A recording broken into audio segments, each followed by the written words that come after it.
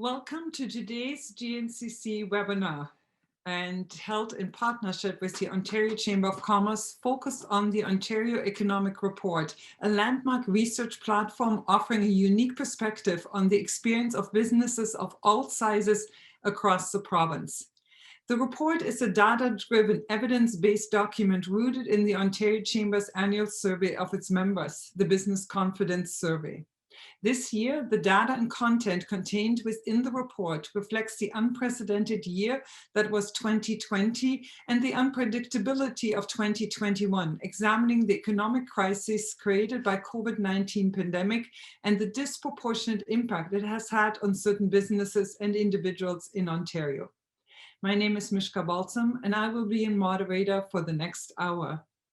And it is my pleasure to be joined today by Ester, Gerassime, economic analyst at the Ontario Chamber of Commerce, where she is responsible for performing quantitative analysis and economic research on various public policy issues. In addition to her work for the Ontario Economic Report, she is the chair of the Ontario Chamber's Infrastructure Council. Ester holds a Master of Arts degree in Economics from the University of Toronto and a Bachelor of Arts degree in Economics with a concentration in pure mathematics from King's University College at Western University.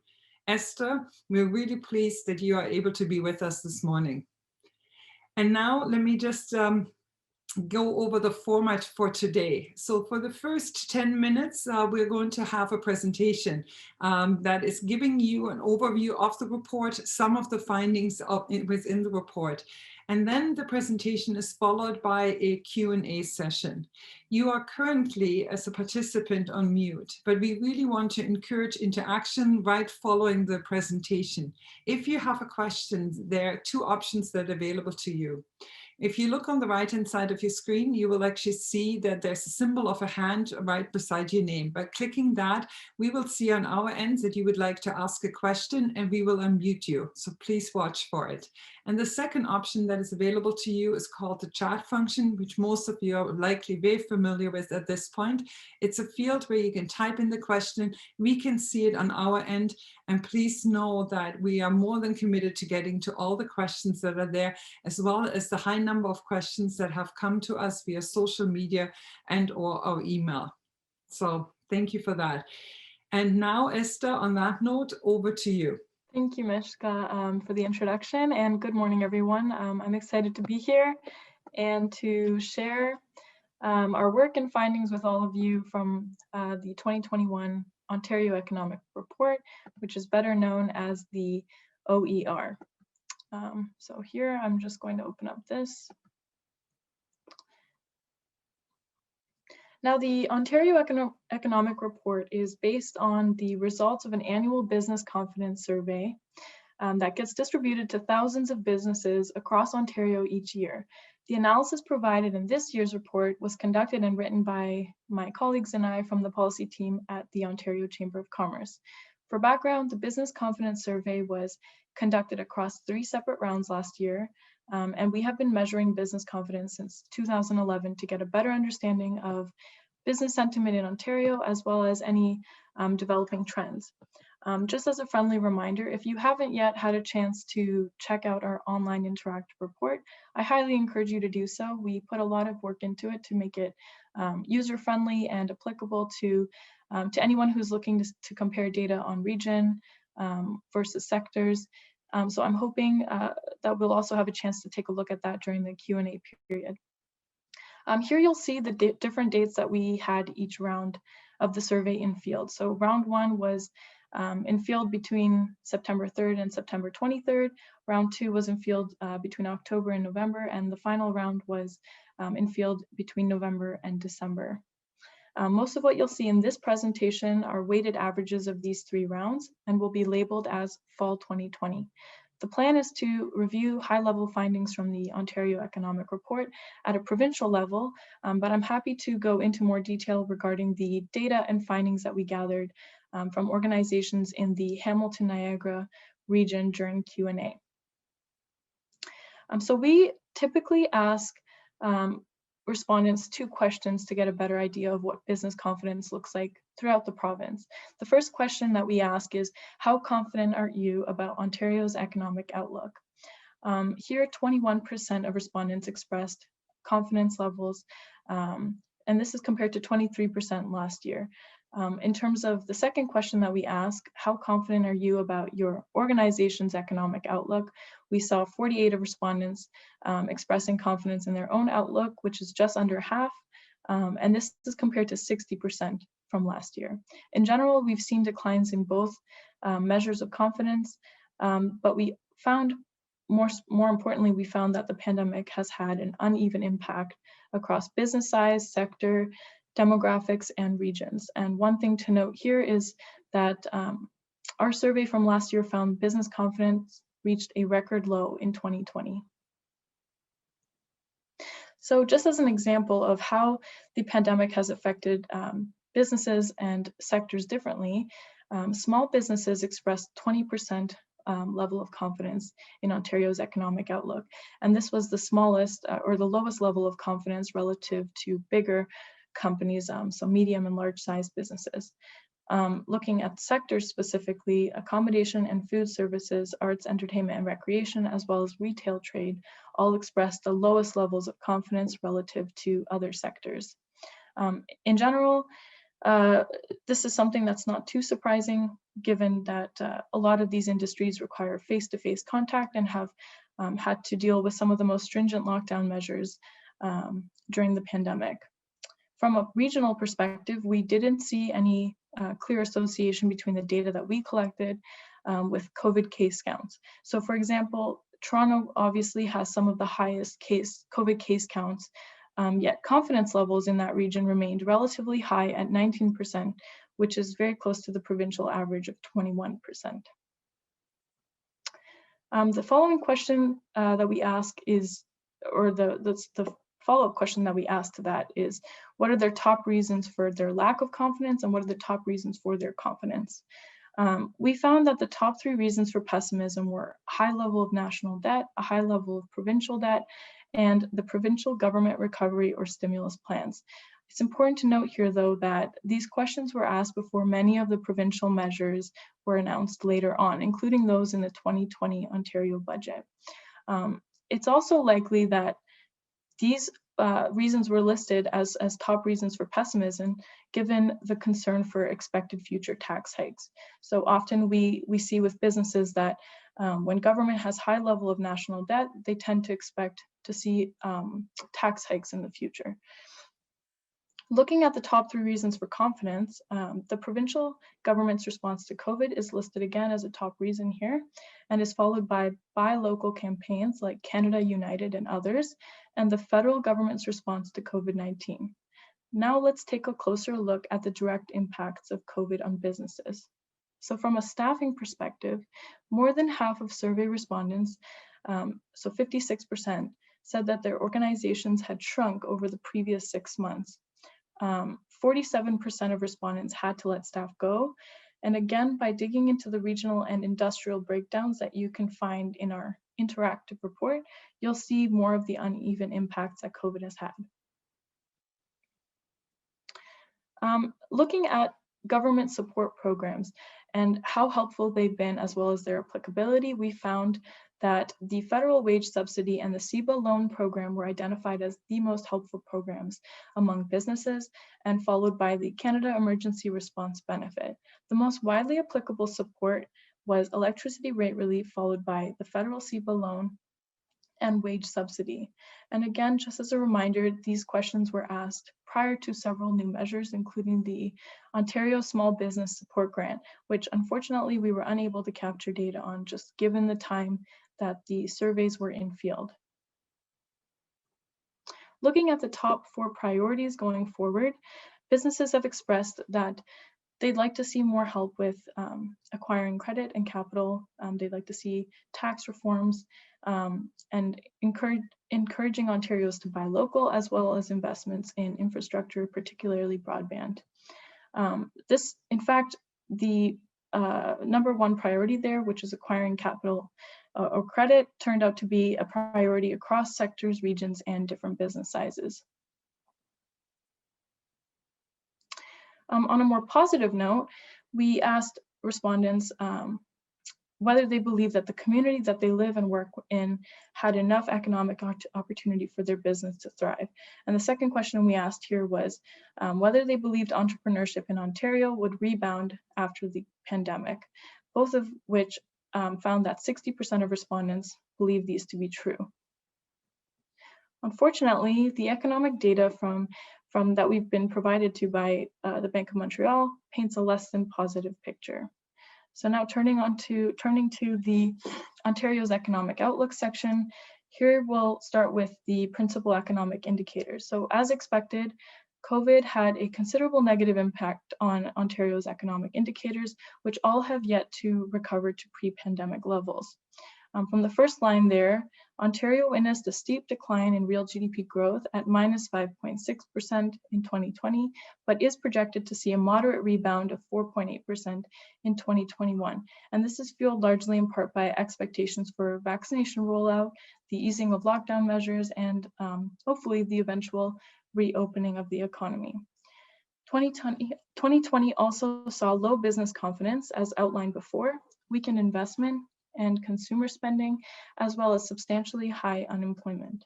So although we see here in the middle of the chart that Ontario's employment is projected to increase by 5.5% in 2021, it has yet to fully offset last year's total employment losses. So this is also outlined by a projected jobless rate of 7.8% for this year, which is well above pre-pandemic levels. And this is especially significant since we didn't even see such high unemployment numbers during the 2008-2009 financial crisis. And just to kind of put everything into perspective, here you'll see two different lines, so the yellow and the brown line representing real GDP growth and what we were expecting pre-pandemic and what we actually saw. So you can see that with the yellow line, we were expecting back in 2019, which was before the pandemic, that real GDP would grow relatively stably, although a bit stagnant. What we actually saw was what is represented by that brown line there, and -5.6% decline in 2020 compared to what we were expecting of 1.9% in 2020. So this kind of gives you an idea of just how significant the pandemic has affected our economy here in Canada and Ontario specifically. This figure here does a very good job illustrating the disproportionate impact that the pandemic has had across regions in terms of employment growth, or in this case, employment decline, as seen in 2020 and represented by those yellow bars on the left-hand side of the median. In other words, no region of Ontario was spared from the recessionary effects of the pandemic, and projections for 2021 once again illustrate that prominent disparities will continue to preside amongst regions. And you can kind of see that with the red bars. So you can see that some regions are expected to fare off better in this year compared to others.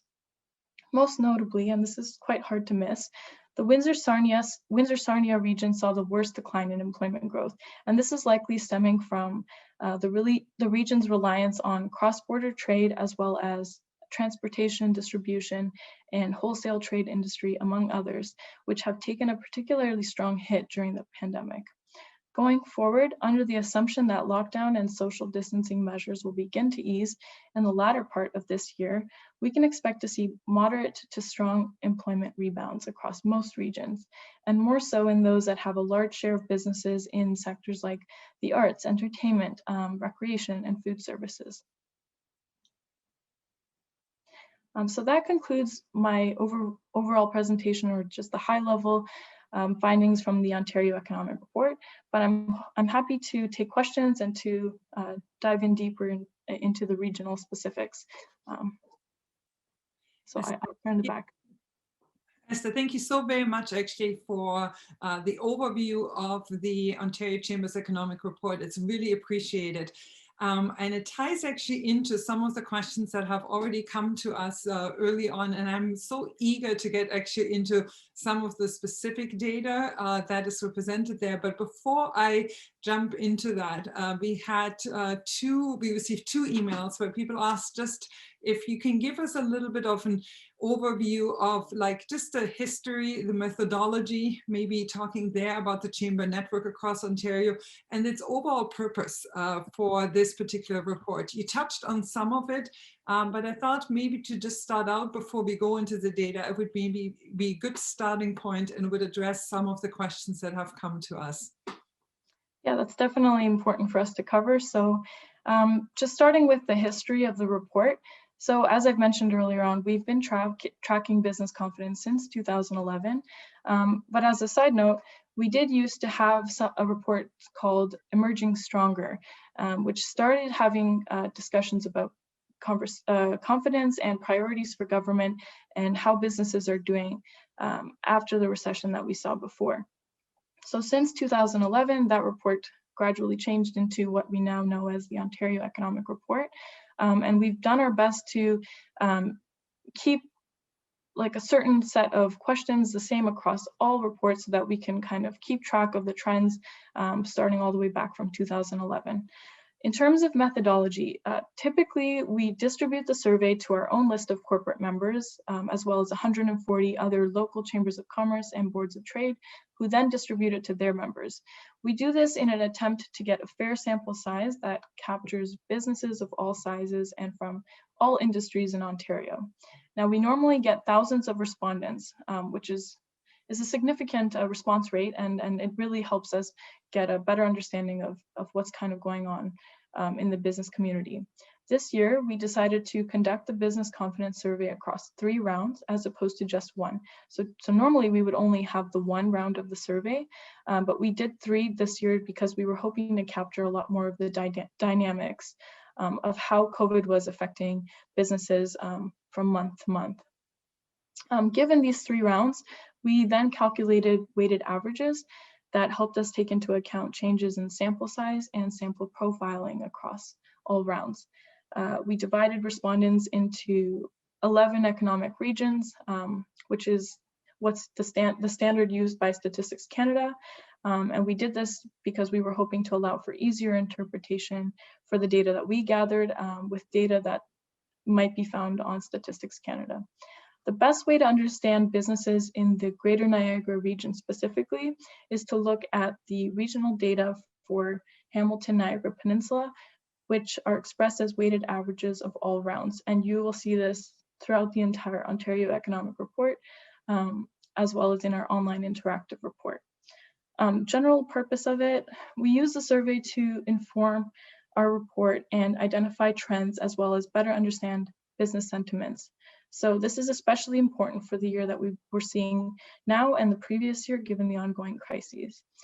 We further add to the business confidence survey results by examining the economic outlook and the economic environment, courtesy of BMO data. Yeah, I think that it's extremely helpful actually, is to seeing what other sources of data do you bring into the report to give it the perspective that it needs. BMO was one of them, Stats Canada is another one that's often been used. And Esther, these conversations are good ones because we are dealing with so many businesses and organizations, small, medium to large, that are continuously looking for data and data sources. One of ours in Niagara is the Niagara Workforce Planning Board that really helps and assists a lot of businesses and organizations to take a look at labor trends, for example, that are there and anticipate of what tomorrow will look like. So having those comparisons in relation to the report that's there is critical, I think, for all organizations. So it's nice to see. And I think it almost answers the same question that has come forward from the same 2 individuals that asked about the methodology and the purpose behind it, that have also asked what are some of the other data sources that are being taken into considerations and for the insights that this report is building. So we talked about Stats Canada, we talked about BMO. Locally, often we refer to our Niagara Workforce Planning Board as being one other source. Any other sources that you would suggest that are relevant or helpful when looking at and developing this report? Yep, so when doing the report, we do our best to take into account government programs and announcements as they arise. This is really important for our analysis in the business confidence section, because we want to be able to tie in what the government is doing or not doing and see how that translates into the data collected by the survey. We then also compare and consider our own economic outlook findings and analysis against the backdrop of those announced by the Bank of Canada, the provincial budget, as well as the fall economic statement. As you've mentioned, we reference data from Statistics Canada and of course Angus Reid polling data. So those are the main ones that we use to kind of inference our insights or analysis in the Ontario Economic Report. That's actually, it's really good to know, and it's nice to see at the same time. Mm-hmm. So when we look at this report, it captures the economic crisis created by COVID-19 pandemic and the disproportionate impact that it had on businesses. When you looked at it, when you looked and deciphered the data for the first time, were you surprised by what you saw, or did you think it was better than what you had expected or anticipated? Just your first reaction when you went through the data, you looked at it and saying, this surprises me, this is actually what we had anticipated. Mm-hmm. I mean, for the most part, the results that we got were in line with what our expectations were. As often as this is repeated, this has been an unprecedented year, and so we weren't surprised to see that business confidence reached a record low last year. And in many ways, we weren't surprised that certain sectors were more negatively affected by others.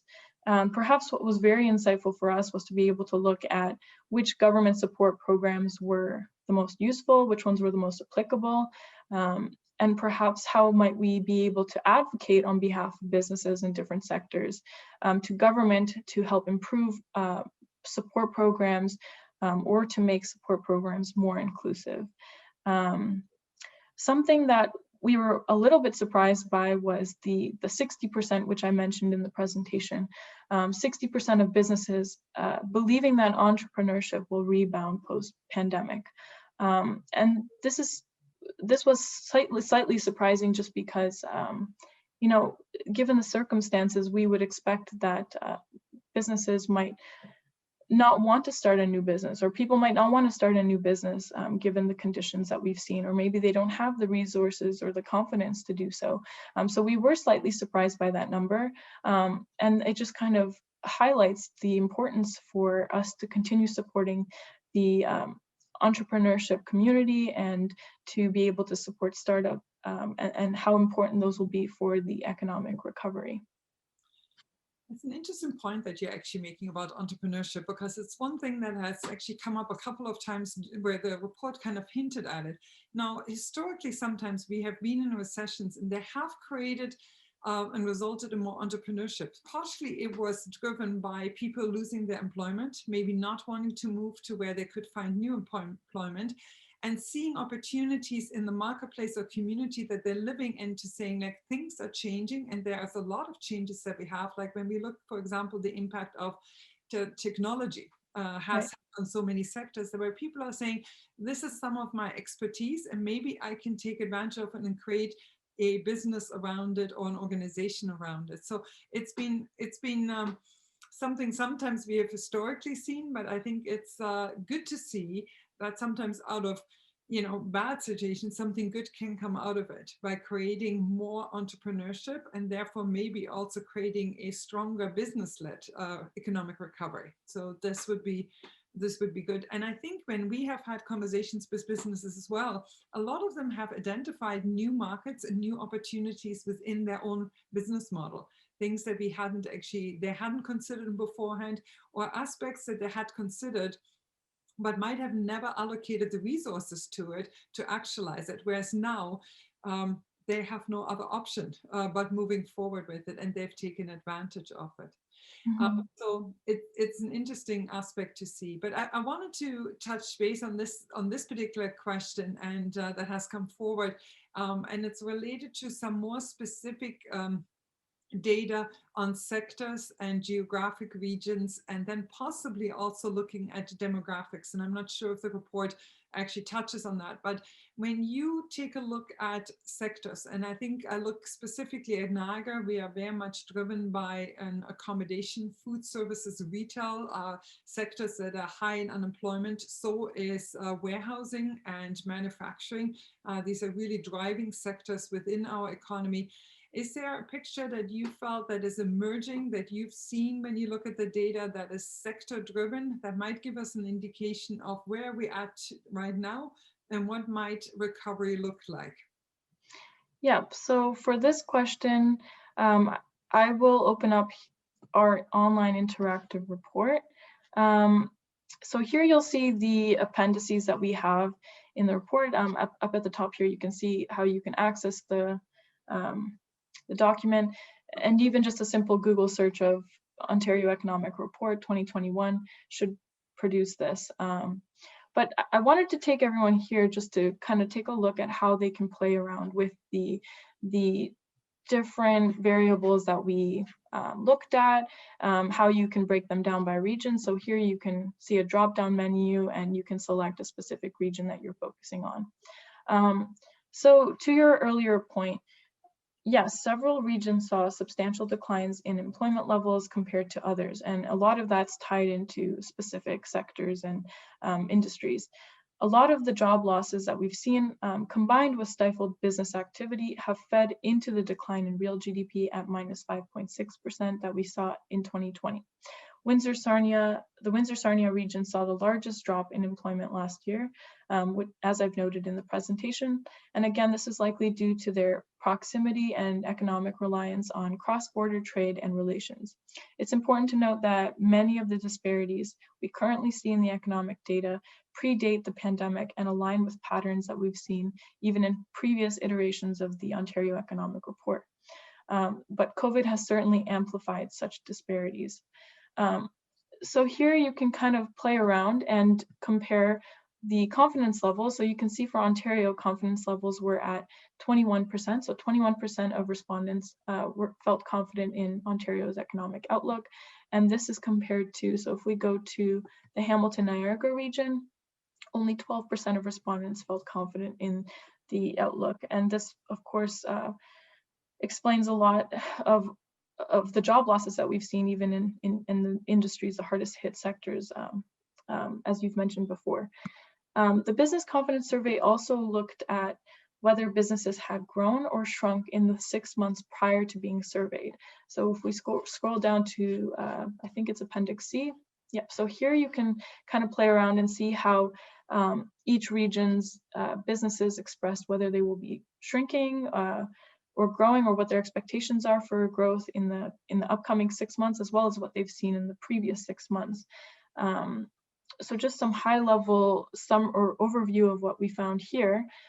Unsurprisingly, the accommodation and food services sector had a staggering 81% of organizations say that they shrank, and this is followed by 80% in the arts, entertainment, and recreation sectors. The report also highlights the social implications of this. We know that women, lower income, racialized, and younger Ontarians tend to be overrepresented in these hardest hit sectors, which is definitely something we have to keep in mind for recovery. So we don't go into demographics in too much detail in the report, but we highlight how how the implications of these hardest hit sectors eventually affect certain demographics or certain groups in the population. So on the other hand of things, 59% of businesses in the administrative and support, waste management, and remediation services sector reported that they'd grown in the previous 6 months, followed by 40% in the utility sectors. And the same story can be seen even in the finance and insurance sector. And this is not too surprising. So you can see that some businesses, despite everything that's been going on with the pandemic, have actually still been able to grow. And most of this might come back down to the fact that we do have access to technology, and certain businesses offer services primarily more than goods, and they can still continue offering those services virtually or having a virtual workforce.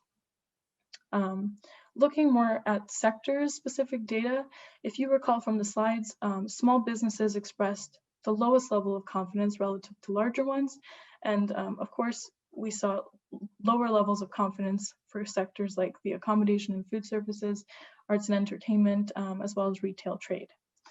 From a regional perspective, as we've gone through already, we saw that confidence differs between Ontario and the Hamilton-Niagara Peninsula, but just to kind of compare further, if we look at the northern part of Ontario, so whether it's the northeast or the northwest regions, we saw also that there's only about 13% level of confidence for those two regions combined. Top reasons for pessimism, some other highlights here. Top reasons for pessimism were listed as provincial government recovery and stimulus plans, as well as high debt, both provincially and nationally. And the same was true for the Hamilton-Niagara Peninsula, as it was for Ontario. And although intuitively businesses in Hamilton-Niagara region were more likely to list border closures as a top reason for low confidence. So you can see how certain regions have various or different factors playing into why they have lower levels of confidence. And much of the variation across regions really comes down to industry composition. Organizations in the Hamilton-Niagara Peninsula expressed the lowest level of confidence this year out of all other regions. And this is a region that relies heavily on cross-border tourism from the US, international trade, supply chains, and labor mobility. So hopefully that kind of gives you a general understanding of kind of how the pandemic has impacted regions more so than others.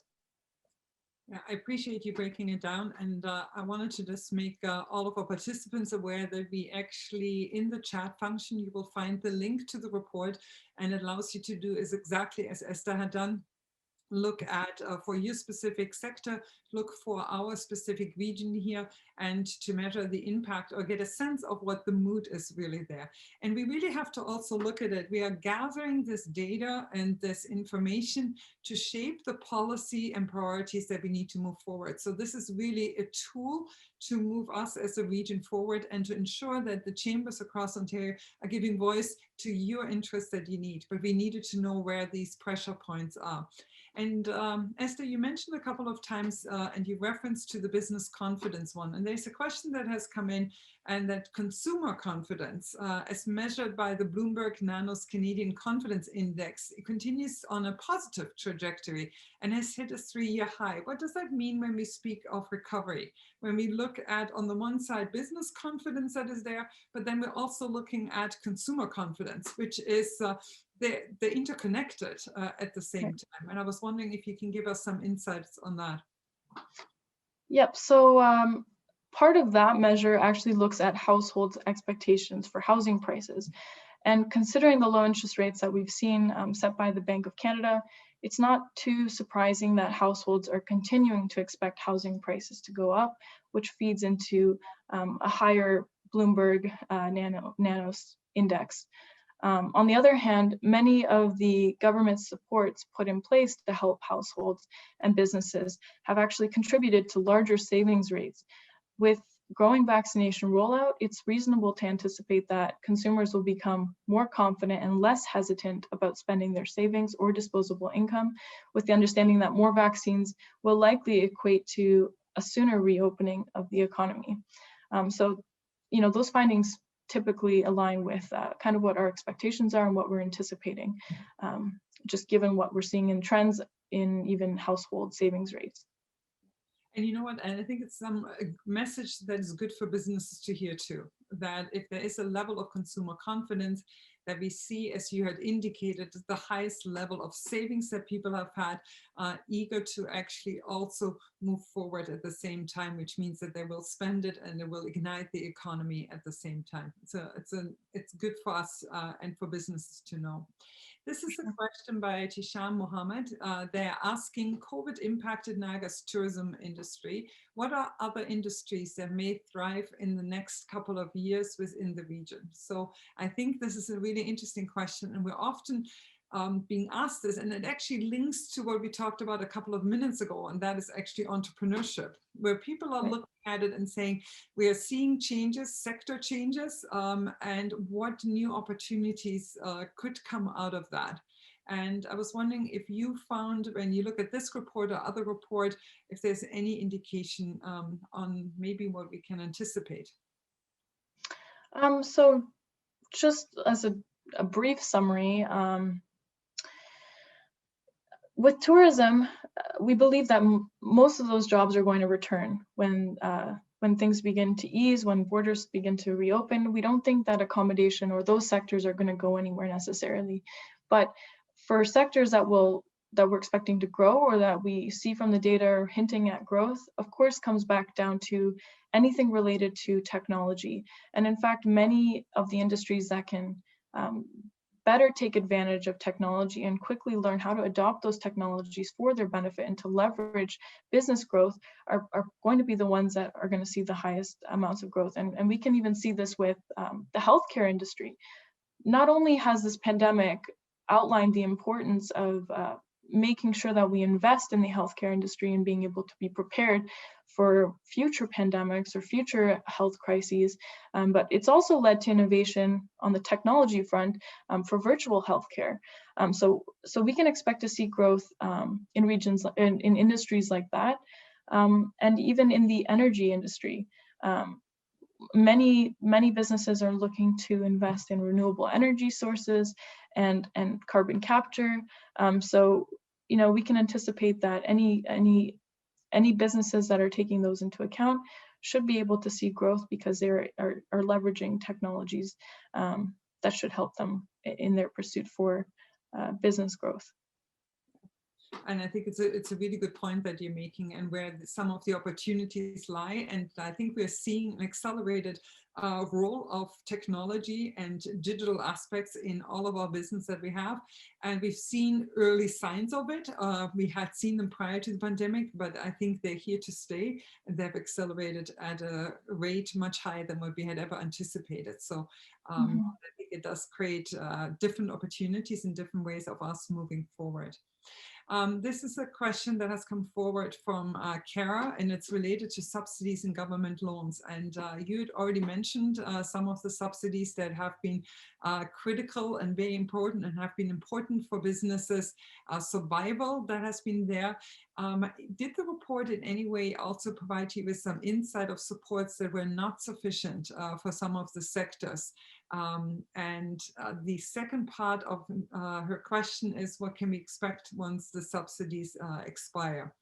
And I think it's an interesting one. It's going down the road a little bit further than the report alone. But I think when I talk in talking to business and organizations, subsidies have been critical. Grants, access to cash and things that have helped businesses bridge have been critical. So which ones have worked, which ones maybe, or what areas haven't worked and need to maybe work. But again, what does it look like once those subsidies are not in place anymore? Yeah, that's a really good question.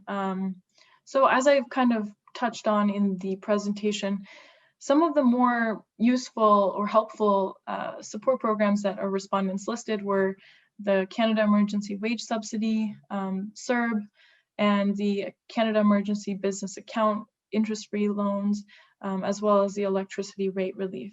Now, we didn't explicitly ask whether certain supports were insufficient for certain businesses in various sectors, but we do have data on supports that were regarded as unhelpful or not applicable. So if we look at the data for the Hamilton Niagara region, as an example, most respondents outlined that large employer emergency financing facility, digital Main Street, sector-specific grants, and the Canada Emergency Rent Subsidy were the least applicable. Looking at not helpful or supports that were not as helpful, a few respondents expressed that the Ontario Canada Emergency Commercial Rent Assistance, as well as sector-specific grants and the Canada Emergency Rent Subsidy were not as helpful for them. But of course, just given the nature of how businesses operate and the sectors they operate in, there will always be certain programs or support programs that are more helpful and more applicable than in others. Additionally, I do want to point out that from our other advocacy work, we discovered that a lot of loan-based programs have not been ideal, especially for small businesses that are already over-leveraged. They desperately need money, but borrowing more is not exactly helpful either. The Ontario Small Business Support Program, which typically provides between 10 and 20,000, is much more effective for smaller businesses. Second to that point, clarity on how businesses can take advantage of the programs and how to navigate them was lacking. And so we ended up with organizations unable to properly take advantage of supports. And although it's been getting better, it was undeniably a struggle at the beginning. Okay, so to address the final question there, what can we expect once those subsidies expire? Insolvencies could potentially increase. For example, the federal HASCAP program is currently available for given sectors, but this is still just a loan. In general, we know there's a disproportionate impact felt by different sectors as a result of COVID. So some supports specific to businesses like the smaller ones are not necessarily fair for those that are not small, but are still also significantly struggling, like those in tourism and accommodation or hotels. We are currently doing more advocacy work on this front and are in the process of putting together a letter to government on how to make supports more inclusive. I appreciate that. And actually, Esther, you touched on one thing, and this has been an interesting one because I've been approached by a number of investors who are looking at opportunities to actually buy existing businesses that are there. And they're wondering if there is a disproportionate number of businesses that have maybe considered selling, have considered maybe making some changes, but in light of the current situation that they're finding themselves in, accelerating that decision. And it's been interesting in trying to connect investors that are looking for opportunities with that. Do you think that we will see more people actually exiting maybe their small business that they had or their medium-sized businesses and are ready to sell? And do we see more investors coming into the market actually wanting to take advantage of that? So we don't have specific data on business closures from the Ontario Economic Report, but we did ask respondents whether they believed they would grow or shrink in the next 6 months following the time that they were surveyed. So in fact, 30% of respondents in Ontario were expecting to shrink, while 32% were expecting to grow. And these are similar to the findings that were presented by Hamilton Niagara region. However, we do know that a number of businesses have had to either temporarily or permanently close as a direct result of the pandemic. And many of these businesses are small retailers, family-owned or smaller restaurants, as well as businesses in the arts, entertainment, and recreation sectors. From recent data that was published by Statistics Canada's, I think it's the Canadian Survey on Business Conditions, Ontario's findings showed that only between 4 and 5% of respondents expressing that they had plans to sell or close their business, though it would be more useful for us to know what the numbers were like in 2019 so that we can accurately compare whether COVID is the true culprit behind those decisions. Nonetheless, another factor to consider here is our aging population. So currently 18% of Ontario's population is well above the age of 65 and is projected to reach 24% by 2038. And as business owners retire, they will need succession planning.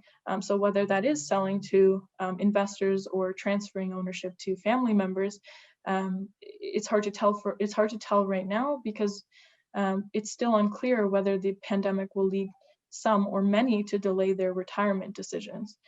So I imagine this will become clearer as time goes by.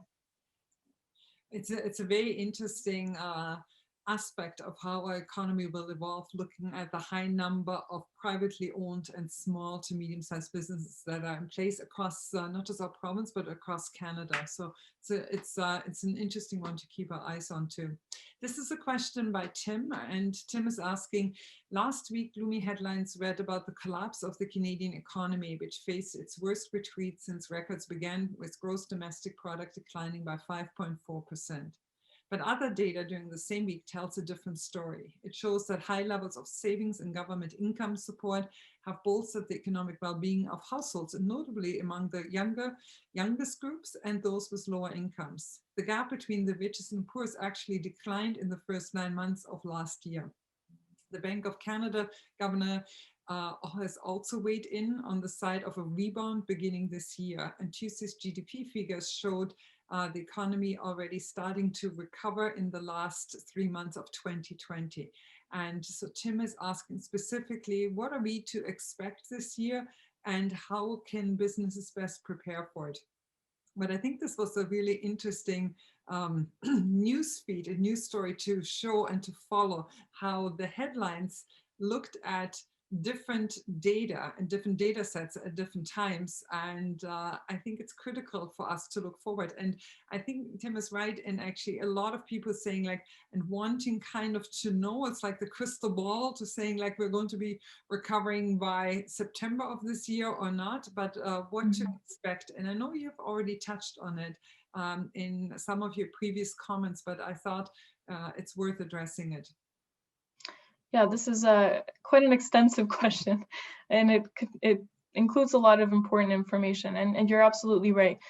Too often we focus so much on the negative news or just looking at employment numbers and how they've declined and how we've seen declines in GDP.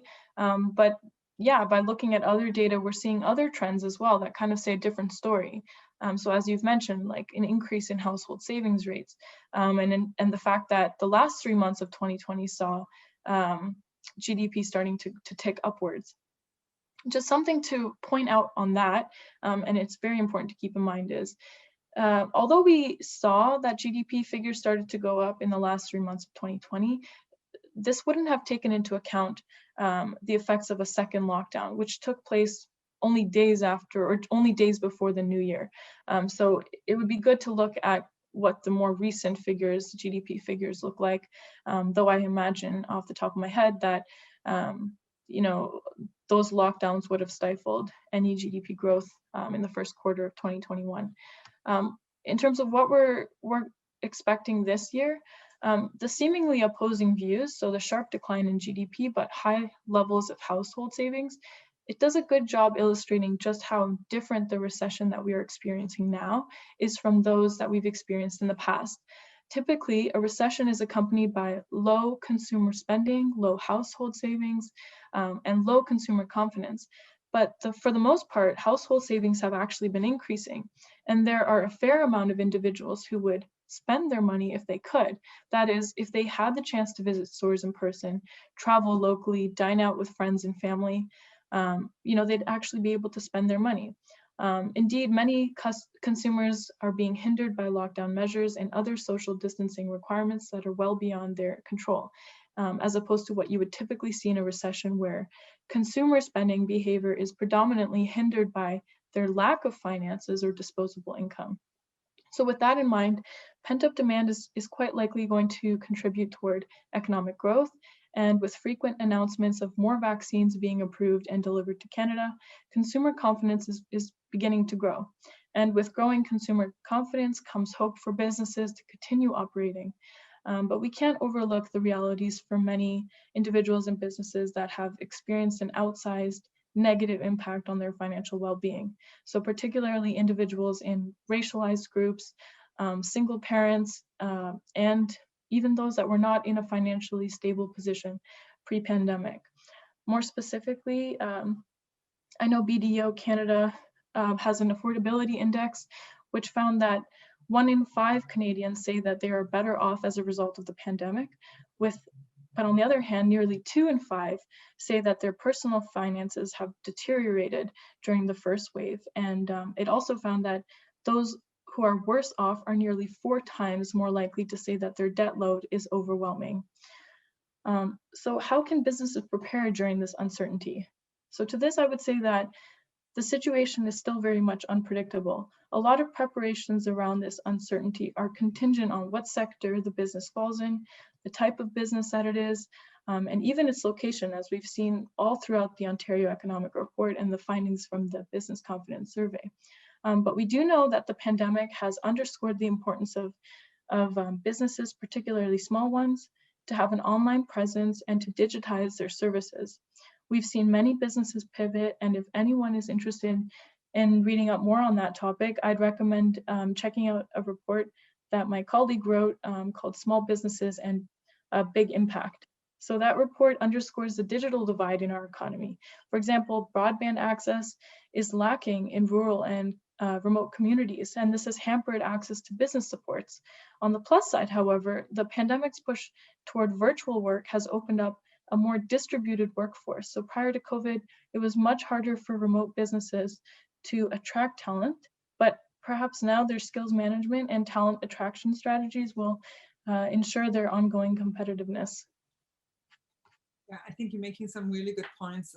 And especially we have seen also the population growth here in Niagara and the interest in Niagara when it comes to that. And I think also the changes in workplace, if we don't have to live where we work or in close proximity where we work anymore, how will it change a community? And what are our economic development departments doing to actually make sure that we're attracting the talent and the individuals that actually will also support the community and the future of the community. I am conscious of time, so I want to slightly shift our dialogue because it's been a really valuable one about the data that is there and the evidence and the reports that are available to all of us. But this is a question that has come in from Glenn. And the question is that this report is giving us a snapshot of the present time, and it's foundational in the paths that we're moving forward. But how does the report shape our policy priorities? And out of this, when the Ontario Chamber is looking at it and saying, like, here are our priorities for the provincial government and even our ask of the federal government that are critical in moving forward, and maybe to some degree, because we've done the same with the report, we looked at it and saying, like, what do we need to ask of our municipal governments for supports that are there in moving forward. But can you give us a little bit of an indication how it shaped your policy and your direction moving forward? Yeah, so the report primarily helps us better advocate for businesses, especially those in the hardest hit regions and sectors. The survey data gives us the opportunity to see which government programs have been the most and least helpful for businesses of different sizes, geographic location, and sectors, as I've outlined a few times now. But we are also able to identify policy priorities, and having a better understanding of the business environment allows us the ability to focus on where advocacy is needed most. We also feed this data to our various policy councils, such as the Infrastructure Policy Council, Workforce Development, Energy Policy, Health Policy, and the Ontario Cannabis Policy Council, which in turn helps them make evidence-based recommendations. And a lot of the findings that we had in the report, including what some of the top priorities are for businesses, actually fell into or showed up in our provincial and federal pre-budget submissions, which are both available online now, in case anyone's interested in looking at that. But these pre-budget submissions are centered around recommendations that are reflective of our report's findings. We make recommendations that encourage pro-growth policies like strengthening the labor force and broadband, additional supports to increase resiliency, and modernization, such as prioritizing tax reform and reducing regulatory burden. Other recommendations focus on recovery, which includes more targeted funding for the hardest hit sectors and an increase in access to capital, just to name a few. So you can see how the Ontario Economic Report is really important and critical for our policy work and our direction, but most importantly, to ensure that businesses get the right advocacy that they require and the right representation before government and in other various forms. So, you know, if any businesses are currently listening to this webinar, I highly encourage you to participate in the Ontario Economic Report and in the survey that goes along with it, to have your voice heard and to have it included in our numbers and in our priorities moving forward.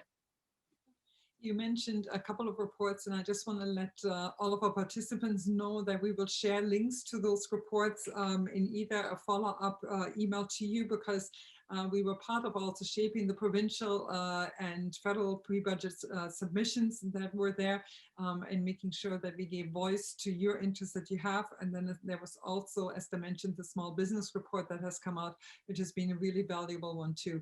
I want to ask one last question regarding policy, and that has to do with the increasing provincial and federal debt, something that for business people is a harder one to see and creates concerns. Are there any specific policies or initiatives where that you've asked for when it comes to the management of the debt, the possible reduction of it, or just on how to best deal with it as we're moving forward? And it's not unique to this province, it's not unique to Canada, it's something that we're experiencing worldwide, but something that does need to be addressed at one point. Actually, we don't have anything on the books specific to that right now. Of course, we at the OCC have always prioritized governments balancing their budgets and minimizing their debt. But as it relates to COVID, we believe there are a lot of things that the government needs to be focusing on. And that's primarily around ensuring that the people and the businesses and the sectors that need the most help get that help without the constraints of having to plan around budgets or having to plan around, sorry, not budgets, but having to plan around their deficits and reducing their debt. We just feel that now is not the time to be focusing on that. I know there are a lot of concerns about the potential increase in taxes to help pay off those debts. And I think that's where a lot of the concerns are coming from the business angle. But something that I actually heard in a podcast a few days ago was, even if the government were to increase taxes now, it wouldn't be sufficient to cover all of our debts, or the provincial and the federal debt. And to that point, the main thing to take away from that is what's required are investments in the economy and investments in infrastructure and investments in sectors that can really create jobs and create new opportunities for us to grow as an economy. And that will play a much larger role in paying off the debt down the road. So that's where we believe or feel that the government should focus their priorities, is helping businesses and making sure they can survive and get through this, but also giving them the opportunities and laying the groundwork for us to be successful even in a post-pandemic world. You know what, Esther, your sentiments actually mirror that of what the Canadian Chamber has said as well. It needs to be an investment-based actually recovery to address some of the debt issues that are there, and it needs to be business-led one, and it needs to be one also in partnership with all levels of government as we're moving forward. And I think it also has given us an opportunity to fundamentally look differently at some of the economic principles that we historically have applied to a budget, and really look at it and say, like, what is the best way to move forward? And we see this in other countries across Europe and others, where they're really openly looking at what are the investment opportunities that we have at this point, and how can we maximize them. On that note, it is 10:57. I'm going to give you 30 seconds, a minute for some closing comments, and then we're going to wrap it up. All right. Yeah, so just to kind of highlight everything, unfortunately, there are no quick fixes for the challenges that we're currently facing and what we can expect to face. But with that said, the Ontario Economic Report has revealed a lot of disproportionate effects of the pandemic, and we've mentioned them before, but in specific sectors and regions and demographics. And so the primary focus going forward will be around recovery. It'll be around growth. It'll be around creating policies or putting out policies that support and is more inclusive of all sectors and all businesses, as well as ensuring continued success and continued competitiveness for both Canada and Ontario and the various economic regions throughout Ontario. So I hope that everyone found today's webinar insightful and the findings of the report helpful. I once again just want to encourage everyone to take a look at our report, and I'm happy to take questions if anyone has any offline as well. Perfect. Thank you so very much for being with us today. Today's webinar has been recorded and will be available on our website at gncc.ca and will be emailed to all participants directly. Esther spoke about a number of other reports. Those will be shared with you in our follow-up email, and I hope that they will address some of the questions that you have. And that follow-up email will also include Esther's direct email in case you have some specific questions that you want to ask her. If you need to reach out to us or want to reach out to us, we can always be reached at info@gncc.ca, and we'd love to help you out. To all the participants, thank you for joining us today, and it's always a pleasure to hold these information seminars, and we're looking forward to our upcoming ones in the upcoming weeks. Thank you. Thank you.